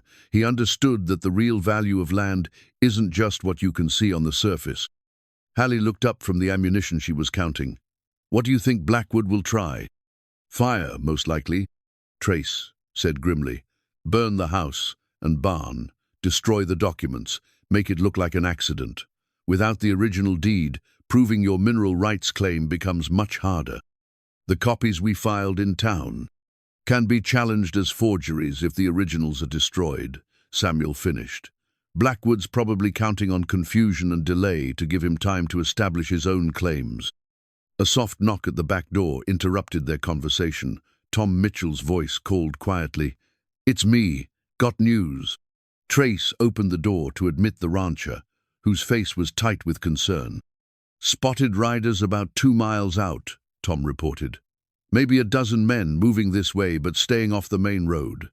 They're taking their time, probably waiting for full dark." "Any sign of Blackwood?" "Hard to tell from that distance, but I recognized a couple of his usual men. That scarred fellow who likes to make threats and the thin one who never talks." Trace nodded, his mind working through defensive possibilities. "How long until they reach us?" "Hour, maybe less if they pick up the pace." "All right." Trace turned to address the room. "This is it. Everyone knows their positions." Samuel stood, his hand resting on the butt of his own revolver. I'll take the front windows. Give me the best view of anyone approaching the porch. I'll be upstairs, Hallie said, shouldering a rifle with practiced ease. The bedroom window covers the east side where the barn blocks Morrison's view, and I'll float between positions as needed, Trace said. Tom, get back to your son and make sure everyone knows we don't start shooting unless they do. But if they come with fire or start threatening innocent lives, we end it quick. As Tom slipped back into the darkness, Trace caught Hallie's arm gently. There's something I need to say, in case. Don't, she interrupted softly. Don't talk like we won't all walk away from this. I love you, he said simply. Whatever happens tonight, I needed you to know that. Her eyes filled with tears, but her voice was steady. I love you too, and we're going to have a lifetime to show each other just how much. She stood on her toes and kissed him, a fierce, desperate kiss that tasted of hope and fear and promises yet to be made. Then she broke away and headed for the stairs, her rifle in her hands and determination in every line of her body. Samuel watched his daughter go, then turned to Trace with something approaching a smile. She's got her mother's courage and her grandfather's stubborn streak. You're getting quite a woman. If we survive this, Trace replied. When we survive this, Samuel corrected firmly. I've got too much to live for now to let Blackwood's greed destroy what we've built. They took their positions as the last light faded from the western sky. The house fell silent except for the tick of the clock and the whisper of wind around the eaves. Outside, their neighbors waited in the cold, good men risking their lives to defend the principle that a family's home should be sacred. The first sign of trouble came from Morrison in the barn, loft 3 short whistles that meant riders approaching from the southeast. Trace moved to a side window and peered through the curtains, catching a glimpse of movement in the moonlight. Dark figures on horseback, spreading out to surround the house just as he'd predicted. From upstairs came Hallie's quiet voice. I count 8 men on this side. They're dismounting about 100 yards out. Same here, Samuel whispered from the front room. They're trying to get close without being seen. The waiting was the hardest part. Trace had been in enough fights to know that the minutes before action began always felt longer than the action itself. His heart was beating steadily, his hands were steady on his weapon, but his mind was churning through possibilities and contingencies. A flicker of light caught his eye, someone moving with a torch or lantern near the barn. Morrison's rifle cracked once, and the light disappeared with a curse and the sound of running feet. Warning shot, Trace called quietly to the others. They know we're ready for them. Blackwood's voice carried across the yard, carefully pitched to reach the house. Cooper, I know you're in there. We need to talk. Samuel moved to the front door but didn't open it. I can hear you fine from here, Blackwood. What do you want? Just to settle this like civilized men. No need for anyone to get hurt. Then ride away, Samuel replied. Leave us in peace and wait for the federal marshals to sort out the legal questions. I'm afraid that's not possible. Blackwood called back. You see, there's been a terrible accident. A fire at the county courthouse tonight. Seems like a lot of important documents were destroyed. The implication hit Trace like a physical blow. If Blackwood had burned the courthouse records, the copies of the mineral rights deed would be gone, leaving only the originals in the house as proof of the Cooper family's claim. You bastard, Samuel breathed, understanding the same thing. Now, Blackwood continued, his voice taking on a more threatening tone. It seems to me that any reasonable man would want to protect his family from similar accidents. Houses burn so easily in winter, especially when folks get careless with their lamps. Is that a threat? Samuel called back. It's a reality, Cooper. Fire is unpredictable, dangerous. But it can be prevented if people are smart about it. Trace could see the trap closing around them. With the courthouse records destroyed, the original deed became infinitely more valuable and more dangerous to possess. Blackwood couldn't afford to let them keep it, but he also couldn't be seen to take it by force. So he'd burn them out and claim the fire was accidental, just another winter tragedy on an isolated ranch. Any documents destroyed in the blaze would be unfortunate but unavoidable losses. What do you want? Samuel asked, though they all knew the answer. Bring out the papers. Blackwood demanded. "The deed and any other documents related to mineral rights. Put them in the yard where we can see them, and then we'll discuss terms for your family's safety." "And if I refuse? Then I'm afraid accidents become much more likely." Trace could see torches being lit around the perimeter of the yard. Blackwood's men were preparing for arson, confident that isolated flames would be blamed on winter conditions and careless heating. "He's not bluffing," Trace whispered to Samuel. "They'll burn us out if we don't give them what they want. And if we do give them the deed." "They'll burn us out anyway," Trace replied grimly. "Can't leave witnesses to testify about threats and extortion." Samuel's face hardened with resolve. "Then we fight." From upstairs, Hallie's voice came soft but clear. "Two men, moving toward the house with torches. They're trying to stay in the shadows." "Take them," Trace called back quietly. Hallie's rifle spoke twice in quick succession, and they heard curses and the sound of men diving for cover. The torches disappeared, but Trace knew they'd only bought themselves a few minutes. "Cooper!" Blackwood's voice had lost all pretense of civility. "You're making this harder than it needs to be." "Go to hell, Blackwood," Samuel replied, and Trace heard 20 years of accumulated anger in those words. The attack came from 3 directions at once. Men with torches rushed the house, while others provided covering fire, their rifles lighting up the darkness with muzzle flashes. Trace's Colt bucked in his hand as he returned fire, aiming for the torch-bearers who posed the greatest threat. Glass shattered in the front window as Samuel engaged targets approaching the porch. From upstairs, Hallie's rifle cracked steadily, her shots precise and deadly. Outside, their neighbors joined the fight, catching Blackwood's men in a crossfire they hadn't expected. "The barn!" Morrison's voice carried across the yard. "They've fired the barn." Orange light flickered against the windows as flames began to lick at the old wooden structure. Trace cursed, knowing that burning the barn was just the beginning.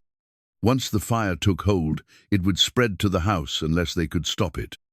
"Hallie," he called, "we need to get to the barn before the fire spreads." "I'm coming down," she replied, her footsteps quick on the stairs. But as she reached the bottom step, the kitchen window exploded inward in a shower of glass and burning cloth. A torch had been thrown through the opening, landing among the papers on the table and immediately setting them ablaze. "The deed!" Samuel lunged toward the burning documents, but Trace caught his arm. "It's too late," Trace said, watching their proof of ownership curl and blacken in the flames. "We've got to get out before the whole house goes up." The fire was spreading with terrifying speed, fed by dry wood and winter drafts. Smoke filled the kitchen, making it hard to breathe and harder to see. Through the chaos, they could hear Blackwood's men pressing their attack, taking advantage of the confusion to close in on the house. "The back door," Trace ordered. "We make for the woods and regroup." But as they reached the rear of the house, gunfire erupted from the darkness beyond the back porch. Blackwood had anticipated their escape route and positioned men to cut them off. They were trapped in a burning house, surrounded by enemies, with their most important evidence reduced to ash. It seemed like Blackwood had finally won. But Trace Morgan hadn't survived 6 years on the frontier by giving up when the odds turned against him. And Samuel Cooper hadn't earned his reputation as one of Texas's best trail bosses by backing down from a fight. "The root cellar," Samuel said suddenly. "There's a tunnel that leads to the old well. My father built it during the Indian troubles." "Can we reach it?" Trace asked, coughing as smoke filled his lungs. "If we move fast," Samuel replied. "The entrance is under the kitchen floor, but the fire hasn't reached that far yet." It was their only chance, as flames consumed the house around them and gunfire echoed through the night. The 3 of them prepared to descend into darkness and hope for one last chance at survival. Outside, Blackwood's voice rose above the chaos. "Burn it all, leave nothing standing." The final battle was about to begin. Samuel's trail boss whip cracked through the air like thunder, wrapping around the wrist of the gunman who'd cornered them at the tunnel entrance. The man screamed as leather bit into flesh, his pistol flying into the darkness as Samuel jerked him forward into Trace's waiting fist. They'd emerged from the underground passage into a nightmare of flame and gunfire. The house was fully engulfed now, orange tongues licking at the star-filled sky, while Blackwood's men celebrated what they thought was their final victory. But their celebration was premature. The Coopers and their defender had escaped the trap, and now they had the advantage of surprise. "Stay low," Trace whispered to Hallie as they crept through the smoke-filled yard. The acrid air burned their lungs and stung their eyes, but it also provided cover as they moved toward the positions where their neighbors were still holding out. The barn was a total loss, but Morrison had escaped the flames and taken refuge behind the water trough. Tom Mitchell and his son were pinned down near the corral, returning fire when they could but clearly outnumbered. Frank Carson's position had gone silent, and Trace feared the worst. "We need to even the odds," Samuel said, his trail boss whip coiled and ready in his hands. Years of commanding men and cattle had taught him to read a chaotic situation and find the points where pressure could be applied most effectively. Blackwood stood near the burning house, silhouetted against the flames like a demon surveying his handiwork. Two of his men flanked him, their rifles pointed toward the darkness where they expected enemies to emerge. They weren't watching their backs, confident that the fire had eliminated the primary threat. "I'll take Blackwood," Trace said, checking his ammunition. "You two circle around and help the others." "No," Hallie said firmly. "We stay together. We've come this far as a family, and we'll finish it as a family." Samuel nodded approvingly. "The girl's right. Besides, you'll need backup. Blackwood's got more men than we can see." They moved together through the chaos, using the smoke and shadows as cover. Trace's father's Colt felt solid and familiar in his hand, a weight that spoke of justice and the protection of the innocent. He'd carried this weapon through good times and bad, but never had its purpose felt more clear. The first gunman they encountered was reloading behind the ruins of the chicken coop. He looked up in surprise as three figures materialized out of the smoke, and his fumbling hands dropped cartridges as he tried to complete the reload. Trace's shot took him cleanly, and he crumpled without firing another round. "3 down," Samuel counted grimly, but too many still moving. The sound of their shot had alerted the others, and suddenly the night was filled with muzzle flashes as Blackwood's men tried to locate and eliminate the new threat. Bullets whined through the air around them, splintering wood and ricocheting off stone. Hallie's rifle barked twice in quick succession, and 2 more attackers stopped moving.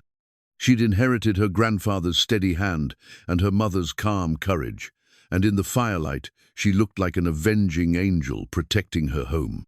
"Morrison's still alive," Trace called, spotting the rancher's position near the water trough. "And I can see Tom moving toward the corral." The tide was beginning to turn. Blackwood's men had expected easy victory against a trapped family, not a coordinated defense, by experienced fighters who knew the terrain. The element of surprise was shifting to the defenders, and with it, the momentum of the battle. Samuel's whip cracked again, this time catching a gunman's rifle and yanking it from his hands. The man reached for his sidearm, but Trace was already moving, his Colt speaking with deadly accuracy. The trail boss and the cowboy worked together with the fluid precision of men who understood each other's capabilities. "Blackwood's moving," Hallie warned, tracking the land agent's retreat toward his horse. "He's trying to escape." "Not after what he's done," Trace growled, changing direction to intercept the fleeing man. But Blackwood wasn't running in panic. As Trace closed the distance, he could see the land agent's cold smile in the firelight. This was a tactical withdrawal, not a rout, and Blackwood still had cards to play. "Morgan," Blackwood called out, his voice carrying clearly over the gunfire. "You cost me everything, you interfering bastard. Time to pay the price." The scarred gunman who'd been with Blackwood from the beginning stepped out of the shadows, his rifle aimed directly at Trace's chest. At this range, there was no way he could miss. But Samuel Cooper had been a trail boss for 20 years, and trail bosses learned to protect their men. His whip sang through the air one final time, wrapping around the gunman's throat and jerking him sideways just as his rifle fired. The shot went wide, and Trace's return fire ended the threat permanently. "That's for every family you've destroyed," Samuel said grimly, coiling his whip. Blackwood's smile faltered as he realized his last protector was dead. Around the yard, the sounds of gunfire were diminishing as his remaining men either fell or fled into the darkness. The battle was turning against him, and for the first time in years, Ezra Blackwood was facing the possibility of defeat. "It's over, Blackwood," Trace called out, his Colt trained on the land agent's chest. "Surrender, and you might live to see trial." Blackwood laughed, a sound devoid of humor or hope. "You think this ends anything? Even if you kill me, there are others who'll take my place. Men with more money, more influence, more willingness to do whatever it takes." "Maybe," Trace agreed. "But they'll know what happens to men who prey on families. They'll know the Cooper Ranch fought back and won." The final confrontation was at hand, and in the firelight of the burning house, 3 generations of the Cooper family prepared to defend what was theirs against a man who'd taken too much from too many people. The night was far from over.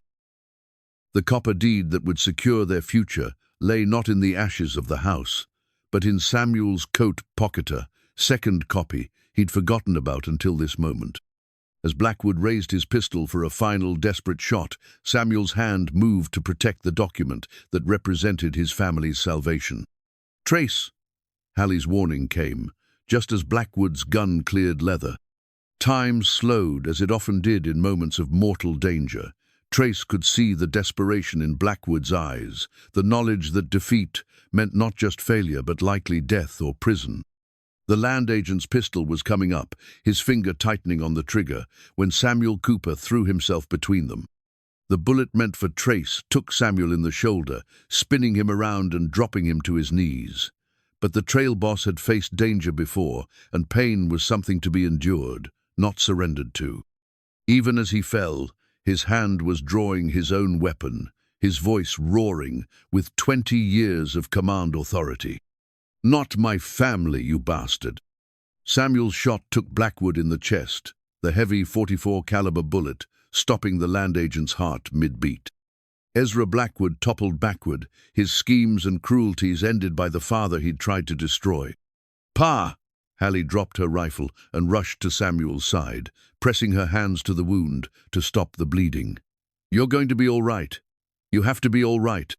Trace knelt beside them, his own hands helping to staunch the blood flow. The bullet had missed the major arteries, but Samuel was losing blood fast, and his face was already pale with shock.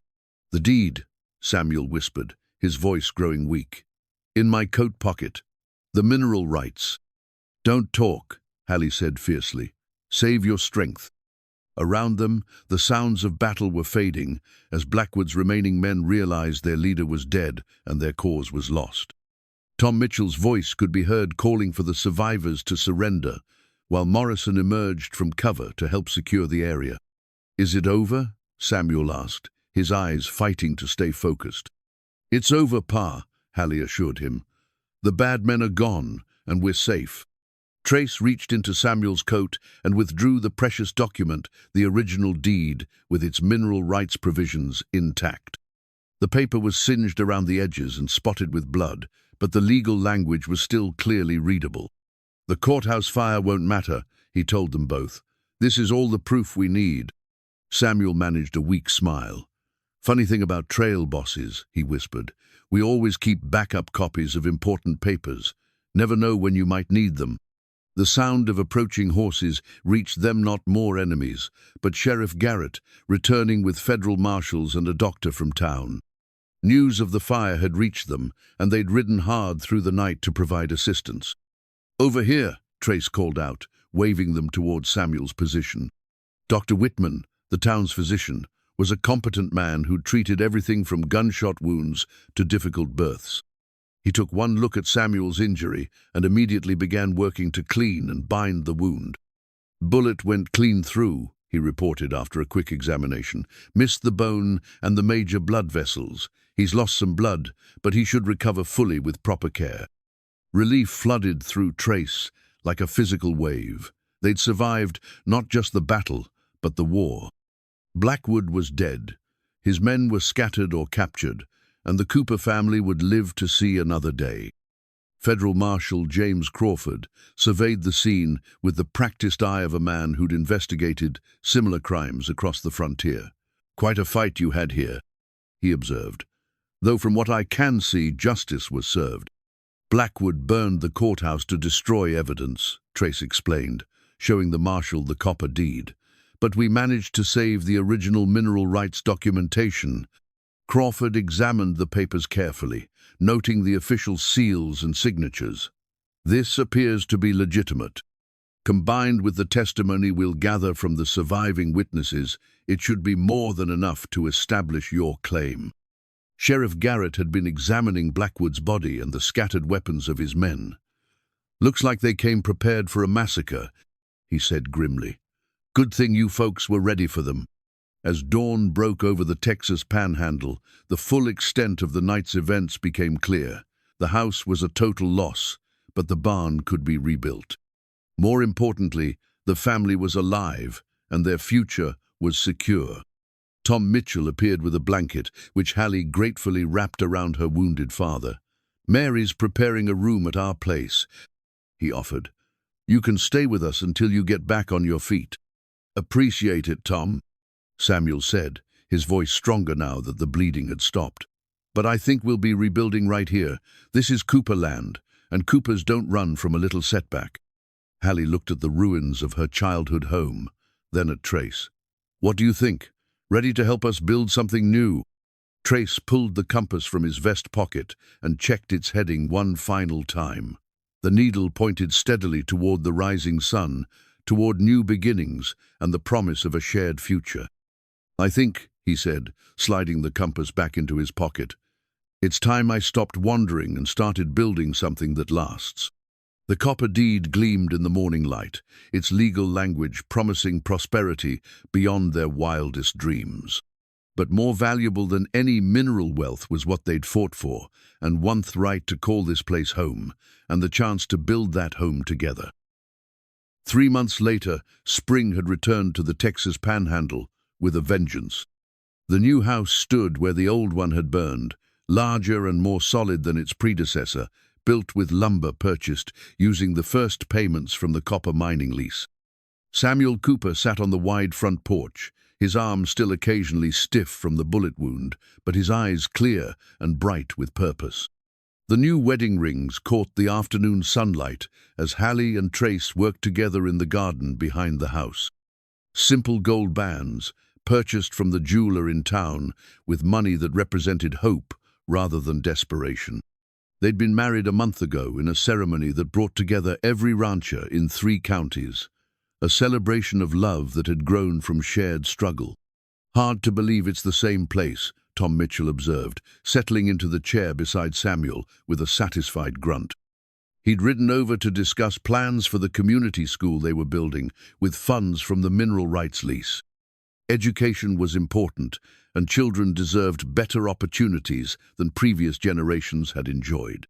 "Everything looks different when you see it with clear eyes," Samuel replied, watching his daughter and son-in-law planning their future garden. 4 months ago I was ready to give up. Let Blackwood take everything. Now look at us." The transformation was remarkable. Samuel had been sober for 3 months now, his hands steady and his mind sharp. The trail boss badge gleamed on his vest, worn now with pride rather than shame. He'd found purpose again in helping other families avoid the traps that had nearly destroyed his own. "Federal prosecutor says the trials should start next month," Tom reported. "Kincaid's been arrested in Kansas, and they've uncovered evidence of similar schemes in 4 other territories." "Good," Samuel said with quiet satisfaction. "Maybe other families won't have to go through what we did." The sound of laughter drew their attention to the garden, where Trace was teaching Hallie how to properly stake tomato plants. She was a quick learner, her hands sure and capable as she worked the rich soil. The spring planting was going well, and they expected a good harvest come fall. "You picked a good one," Tom observed, nodding toward Trace. "Hallie did the picking," Samuel corrected with a smile. "I just had the sense to get out of her way." Trace looked up from the garden and waved, his face showing the contentment of a man who'd found his place in the world. The restless energy that had driven him from town to town for 6 years had settled into the steady rhythm of a life built around family and community. His compass no longer pointed toward distant horizons, it had found its true north right here. The mining company wants to increase the lease payments, Samuel continued. Seems the copper deposits are even richer than they first thought. We'll be able to help rebuild the Henderson place, maybe buy back some of the other properties Blackwood stole. It was fitting justice. The wealth Blackwood had schemed to steal was now being used to repair the damage he'd done. Bill Henderson would have his ranch back, and other families would have the chance to reclaim their heritage. Mary Mitchell appeared on the porch with a pitcher of lemonade and glasses for everyone. "Thought you might be getting thirsty," she said, settling into her own chair. "Hot day for spring." "Perfect day for planting," Hallie called from the garden, wiping sweat from her forehead with the back of her hand. "The soil's just right, not too wet, not too dry." As they shared the cool drink, Samuel reflected on the changes the past months had brought. The physical transformation of the ranch was obvious: new buildings, improved fences, modern equipment, purchased with mining lease money. But the deeper changes were more important. He'd reclaimed his sobriety, his self-respect, and his role as head of the family. The ghosts of that terrible blizzard night still visited his dreams sometimes, but they no longer controlled his waking hours. "What's that Trace is burying over there?" Tom asked, pointing to where the cowboy was working with a small shovel near the garden's edge. Samuel smiled, understanding what his soon-to-be son-in-law was doing. Time capsule of sorts, letters from Sarah, that engagement ring he's been carrying around. Figure it's time to let the past rest so the future can take root. It was a symbolic gesture, but symbols had power. For 6 years, Trace had carried reminders of love lost, using them as barriers against new attachment. Now he was laying them to rest with ceremony and respect, making space in his heart for the love he'd found with Hallie. The late afternoon brought visitors, neighbors, stopping by to share news, offer help, or simply enjoy the fellowship that had grown stronger since the night of Blackwood's attack. Frank Carson had recovered from his wounds and was back to ranching with his usual determination. Jake Morrison's family was thriving, their debts cleared and their future secure. As the sun began to set, painting the sky in shades of gold and crimson, the visitors gradually departed for their own homes. Samuel remained on the porch, watching as Trace and Hallie finished their work in the garden. They moved together with the easy coordination of partners who understood each other completely, their love evident in every shared glance and gentle touch. "Beautiful evening," Hallie said, as she and Trace joined Samuel on the porch, their work finished for the day. "Beautiful life," Trace replied, settling into a chair with Hallie beside him. "6 months ago, I was just another drifter with no place to call home. Now I've got more blessings than I know what to do with." Samuel reached into his vest pocket and withdrew a small object that caught the lamplighter new compass, brass and silver, with an inscription on the back. "Wedding gift," he explained, handing it to Trace. "Thought you might want one that's not quite so old." Trace opened the compass and read the inscription, "For finding your way home." He looked up at his new father-in-law with genuine emotion. "Thank you for everything." "Thank you," Samuel replied, "for seeing something worth saving in a broken-down old drunk and his stubborn daughter." Hallie laughed, the sound like music in the evening air. "Who are you calling stubborn?" As the first stars appeared in the darkening sky, they sat together on the porch of their new home, planning the future and savoring the present. The compass in Trace's pocket pointed steadily toward magnetic north, but his heart had found a different kind of direction, toward love, toward family, toward the home they were building together with their own hands and dreams. In the distance, cattle lowed contentedly in pastures green with spring grass. The sound that had once triggered Samuel's nightmares now spoke of prosperity and peace. The Cooper Ranch was not just surviving, it was thriving, a testament to the power of love, determination, and the courage to fight for what matters most. Sometimes the loneliest cowboy finds that helping others leads him home. And sometimes home is not a place you find, but a life you build, one day at a time, with the people you love standing beside you through every storm and every season of blessing that follows.